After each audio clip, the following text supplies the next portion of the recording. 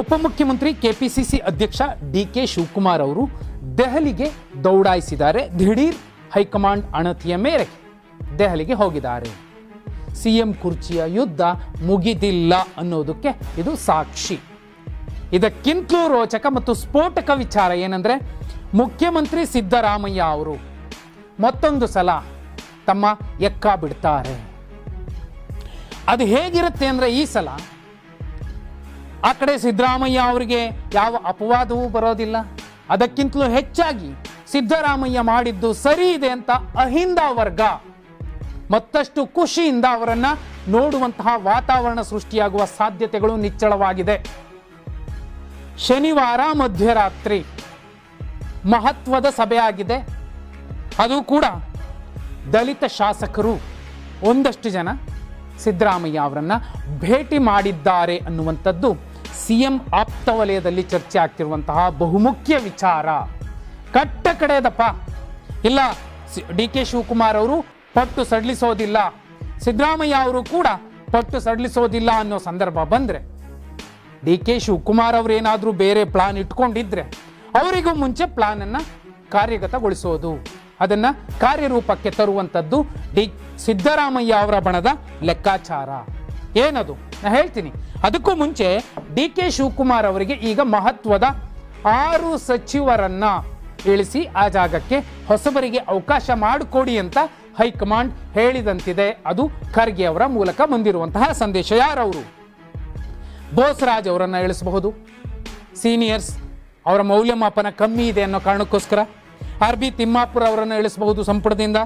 KN. Rajanna ಅವರಿಗೆ coke ಕೊಡಬಹುದು, ಮಹದೇವಪ್ಪ ಅವರಿಗೆ ಕೋಕ್ ಕೊಡಿಸ್ತಾರೆ, ಮುನಿಯಪ್ಪ ಅವರಿಗೆ ಕೋಕ್ ಕೊಡಿಸ್ತಾರೆ, ವೆಂಕಟೇಶ್ ಅವರಿಗೆ ಕೋಕ್ ಕೊಡಿಸ್ತಾರೆ. ಅಲ್ಲಿಗೆ 6 ಸಚಿವರು ಸೀನಿಯರ್ಸ್ ಅನ್ನ ಇಳಿಸಿ ಹೊಸಬರಿಗೆ ಅವಕಾಶ ಮಾಡಿಕೊಡ್ತಾರೆ. ಈ 6ರಲ್ಲಿ ಬಹುಪಾಲು ಡಿ ಕೆ ಶಿವಕುಮಾರ್ ಅವರ ಬಣದ ನಾಯಕರಿಗೆ ಅವಕಾಶ ಸಿಗುವಂತಹ ಸಾಧ್ಯತೆಗಳು ನಿಚ್ಚಳವಾಗಿದೆ. ಏನ್ ಮಾಡ್ತಿದೆ ಸಿದ್ದರಾಮಯ್ಯ ಅವರ ಬಣದ ದಲಿತ ಶಾಸಕರ ಒಕ್ಕೂಟ? ಅದರಲ್ಲೂ ಉಪದಂಡ ನಾಯಕ ಅನಿಸಿಕೊಂಡಿರುವಂತಹ ಸತೀಶ್ ಜಾರಕಿಹೊಳಿ ಅವರ ಲೆಕ್ಕಾಚಾರ ಏನು ನೋಡಿ. ಯುದ್ಧನೇ ಬದಲಾಗುತ್ತೆ. Siddaramaiah versus D K Shivakumar ಅನ್ನುವಂಥದ್ದು ಬಿಟ್ಟು D K Shivakumar versus Satish Jarkiholi ಅನ್ನೋ ಲೆಕ್ಕಾಚಾರ ಬಂದು ಇಳಿಯುತ್ತೆ. ಮೊದಲಿಗೆ ಇವರು ಖರ್ಗೆ ಅವರ ಮುಂದೆ ಸಿದ್ದರಾಮಯ್ಯ ಅವರು ದೆಹಲಿಯಲ್ಲಿ ಕೂತ್ಕೊಂಡು ಪೂರ್ಣಾವಧಿಗೆ ನಾನೇ ಮುಖ್ಯಮಂತ್ರಿ ಅಂತ ಹೇಳಿಕೆ ಕೊಟ್ಟಾಗ ಇಲ್ಲಿ ಖರ್ಗೆ ಅವರ ನಿವಾಸದಲ್ಲಿ ಮಹತ್ವದ ಚರ್ಚೆ ಆಯಿತು. ಆ ಚರ್ಚೆಯ ಪೂರ್ಣ ಭಾಗ ಶನಿವಾರ ಮಧ್ಯರಾತ್ರಿ ಸಿದ್ದರಾಮಯ್ಯ ಅವರು ಒಂದು ರಹಸ್ಯ ಸ್ಥಳದಲ್ಲಿ ಕೂತು ಮಾತಾಡಿರುವಂತಹ ಲೆಕ್ಕಾಚಾರಗಳು ಈಗ ಚರ್ಚೆ ಆಗ್ತಿವೆ. ಧರ್ಮಸ್ಥಳದಲ್ಲಿ 2018-19 ಮಧ್ಯೆ ಕುಮಾರಸ್ವಾಮಿ ಅವರ ಸರ್ಕಾರ ಇದ್ದಾಗ, JDS ಕಾಂಗ್ರೆಸ್ ಮೈತ್ರಿ ಸರ್ಕಾರ ಇದ್ದಾಗ, ಈ ಸರ್ಕಾರ ಇನ್ನೆಷ್ಟು ದಿನ ಇರುತ್ತೋ ಅಂತ ಖುದ್ದು ಸಿದ್ದರಾಮಯ್ಯ ಅವರು ಆಡಿದ್ದಂತಹ ಮಾತು ಇವತ್ತು ಕೂಡ ಪ್ರತಿಧ್ವನಿಸ್ತಿದೆ. ಅಂಥದ್ದೇ ಮಾತು ಈಗ ಮತ್ತೆ ಚರ್ಚೆ ಆಗ್ತಿದೆ. ಕಾರಣ ಏನು? ಸಿದ್ದರಾಮಯ್ಯ ಅವರು ಸಿಎಂ ಸ್ಥಾನದಿಂದ ಇಳಿದು ಆ ಜಾಗಕ್ಕೆ ಡಿ ಕೆ ಶಿವಕುಮಾರ್ ಅವರು ಬಂದು ಕೂತ್ರೆ ಸರ್ಕಾರ 6 ತಿಂಗಳಿರೋದಿಲ್ಲ, ಮತ್ತೆ ಚುನಾವಣೆ ಬಂದರೂ ಬರಬಹುದು, ಅಥವಾ ರಾಷ್ಟ್ರಪತಿ ಆಳ್ವಿಕೆ ಬಂದರೂ ಬರಬಹುದು. ಇದನ್ನ ಕೇವಲ ಸಿದ್ದರಾಮಯ್ಯ ಬಣದ ನಾಯಕರು ಮಾತಾಡ್ತಿಲ್ಲ, ಜೊತೆಯಲ್ಲಿ ಬಿಜೆಪಿಯ ನಾಯಕರು ಕೂಡ ಗಟ್ಟಿಯಾಗಿ ಮಾತಾಡ್ತಿದ್ದಾರೆ. ಇದಕ್ಕಿಂತಲೂ ಮುಖ್ಯ ಏನಂದ್ರೆ, ಅಂತಹ ಸಮಸ್ಯೆನೇ ಬರಬಾರ್ದು ಅಂದ್ರೆ ಎಕ್ಕ ಬಿಡ್ತಾರೆ ಸಿದ್ದರಾಮಯ್ಯ ಅವರು ಅನ್ನೋದು. ಯಾಕೆ ಅಂದ್ರೆ ದಲಿತ ಸಿಎಂ ಚರ್ಚೆ ಇನ್ನೂ ಜೋರಾಗತ್ತೆ. ಸಿಎಂ ಬದಲಾವಣೆ ಅನ್ನೋದು ಮುಗೀತು. ದಲಿತ ಸಿಎಂ ಅಹಿಂದ ನಾಯಕರೊಬ್ರು ಅವರ ಸ್ಥಾನವನ್ನ ಒಬ್ಬ ದಲಿತ ನಾಯಕನಿಗೆ, ಧುರೀಣನಿಗೆ, ಮುತ್ಸದಿಗೆ ಬಿಟ್ಟುಕೊಡೋದಲ್ಲ, ಇಲ್ಲಪ್ಪ ಅವರು ಮುಂದುವರಿಲಿ ಅಂತ ಹೇಳಿ ಆ ಜಾಗದಲ್ಲಿ ಕೂರಿಸುವಂತಹ ಪ್ರಯತ್ನಗಳು ಆಗತ್ತೆ. ಯಾರಿಗೋ ಯಾರೋ ಬಿಟ್ಟುಕೊಡುವಂಥದ್ದೇನೂ ಇಲ್ಲ ಪ್ರಜಾಪ್ರಭುತ್ವದಲ್ಲಿ. ಅವರ ಹಕ್ಕು, ಅವರ ತಾಕತ್ತು ಅವರಿಗೆ ಆ ಸ್ಥಾನವನ್ನು ಕೊಡಿಸುತ್ತೆ. ಈ ಲೆಕ್ಕಾಚಾರಕ್ಕೆ ಬಂದ್ರೆ ಡಿ ಕೆ ಶಿವಕುಮಾರ್ ಅವರು ಅದನ್ನೇ ಪ್ರತಿಪಾದನೆ ಮಾಡ್ತಿದ್ದಾರೆ. ಅಷ್ಟೇ ಗಟ್ಟಿಯಾಗಿ ಸತೀಶ್ ಜಾರಕಿಹೊಳಿ ಅವರು ಪ್ರತಿಪಾದನೆ ಮಾಡ್ತಾರೆ. ಈಗಾಗಲೇ ಕೆಪಿಸಿಸಿ ಪಟ್ಟ ನನಗೆ ಬೇಕು ಅಂತ ಕೇಳ್ತಿದ್ದಾರೆ. ಅದರ ಜೊತೆಯಲ್ಲಿ ಇನ್ನೂ ಒಂದು ಕೇಳ್ತಾರೆ, ಏನಂದ್ರೆ ಸಿಎಂ ಪಟ್ಟ ನಮಗೆ ಕೊಡಿ. ಸಿದ್ದರಾಮಯ್ಯ ಅವರು 2 ವರ್ಷ ಆಗಿದ್ರು, ನನಗೆ ಕೊಡಿ ಅಂತ ಡಿ ಕೆ ಶಿವಕುಮಾರ್ ಅವರು ಕೇಳ್ತಿದ್ದಾರೆ. ಆದ್ರೆ ಇದುವರೆಗೂ ದಲಿತರೊಬ್ರು ರಾಜ್ಯದಲ್ಲಿ ಮುಖ್ಯಮಂತ್ರಿನೇ ಆಗಿಲ್ಲ. ಈಗ ಅವಕಾಶ ಇದೆ, ನಮಗೆ ಕೊಡಿ, ಸಿದ್ದರಾಮಯ್ಯ ಅವ್ರನ್ನ ಒಪ್ಪಿಸೋ ಜವಾಬ್ದಾರಿ ನಮ್ದು. ಈ ಪ್ರಶ್ನೆ ಮುಂದೆ ಇಟ್ಟೇ ಇಡ್ತಾರೆ.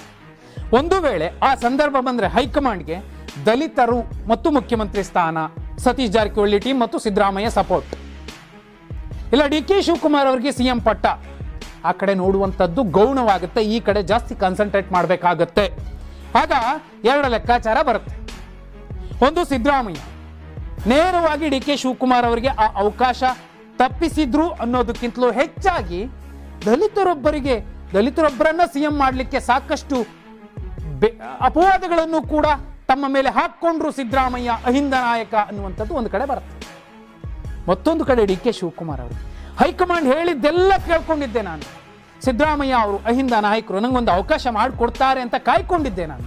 ಆದರೆ ಆಗಿದ್ದೇ ಬೇರೆ, ನಾನೇನು ಮಾಡಲಿ?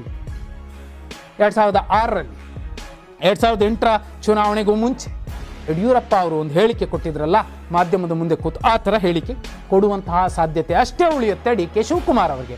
ಆದರೆ ಸಿದ್ದರಾಮಯ್ಯ ಅವರು ಅವರ ನಂತರ ಉತ್ತರಾಧಿಕಾರಿಯಾಗಿ ದಲಿತರೊಬ್ಬರನ್ನ, ಅವರ ಅತ್ಯಾಪ್ತ ಉಪದಂಡ ನಾಯಕ ಸತೀಶ್ ಜಾರಕಿಹೊಳಿ ಅವರನ್ನು ತಂದು ಕೂರಿಸುವಂತಹ ಪ್ರಯತ್ನಗಳು ನಿಧಾನವಾಗಿ ಶುರುವಾಗಿವೆ.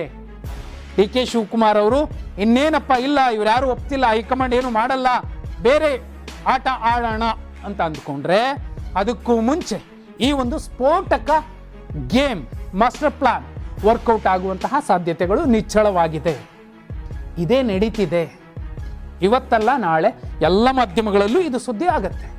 ಆದರೆ ಇಂಥದ್ದೊಂದು ಪ್ರಯತ್ನಕ್ಕೆ ಸತೀಶ್ ಜಾರಕಿಹೊಳಿ ಅವರು ಯಾಕೆ ಮುಂದಾಗಬೇಕು? ಬೇರೆಯವರು ಯಾಕೆ? ಮಲ್ಲಿಕಾರ್ಜುನ್ ಖರ್ಗೆ ಅವರು ಇಂತಹ ದುಸ್ಸಾಹಸಕ್ಕೆ ಕೈ ಹಾಕೋದಿಲ್ಲ. ಇಳಿ ವಯಸ್ಸಲ್ಲಿ ಯಾಕಪ್ಪ ಬೇಕು ನನಗೆ, ಇದು ಬೇಡ, AICC ಸಾರಥಿ ಇದ್ದೀನಿ ಅದೇ ಸಾಕು. ಪರಮೇಶ್ವರ್ ಅವರು ನೋ ಡೌಟ್ ಅಂತಹ ದುಸ್ಸಾಹಸಕ್ಕೆ ಕೈ ಹಾಕೋದಿಲ್ಲ, ಧೈರ್ಯನೂ ಮಾಡೋದಿಲ್ಲ.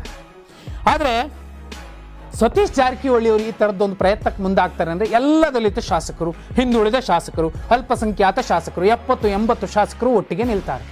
ಈವನ್ ಪಂಚಮಸಾಲಿ ಶಾಸಕರು ಕೂಡ ಸತೀಶ್ ಜಾರಕಿಹೊಳಿ ಅವರ ಪರವಾಗಿ ನಿಲ್ಲುವಂತಹ ಸಾಧ್ಯತೆ ನಿಚ್ಚಳವಾಗಿದೆ. ಆಗಲೂ ಡಿ ಕೆ ಶಿವಕುಮಾರ್ ಅವರು ಒಂಟಿ ಆಗ್ತಾರೆ.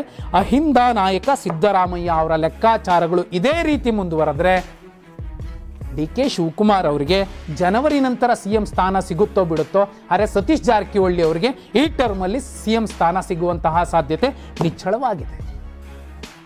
ಮೊದಲೇ ಸಿಎಂ ಅವರಾಗೋ ಬದಲು, ಸಿದ್ದರಾಮಯ್ಯ ಅವರಾಗೋ ಬದಲು ಸತೀಶ್ ಜಾರಕಿಹೊಳಿಗೆ ಮಾಡಬಹುದಿತ್ತು ಅಂತ ಚರ್ಚೆ ಆಗಬಹುದು.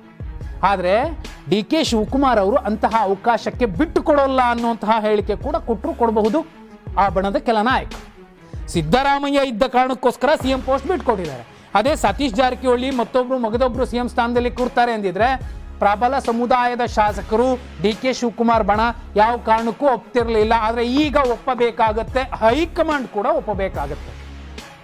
ಹಾಗಿದ್ರೆ ಡಿ ಕೆ ವರ್ಸಸ್ ಸಿದ್ದು ಅನ್ನೋ fight, D K versus Satish Jarkiholi ಅಥವಾ ಡಿ ಕೆ ವರ್ಸಸ್ ದಲಿತ ಸಿಎಂ ಅಂತ ಆಗ್ಬಿಟ್ರೆ ಏನಾಗಬಹುದು?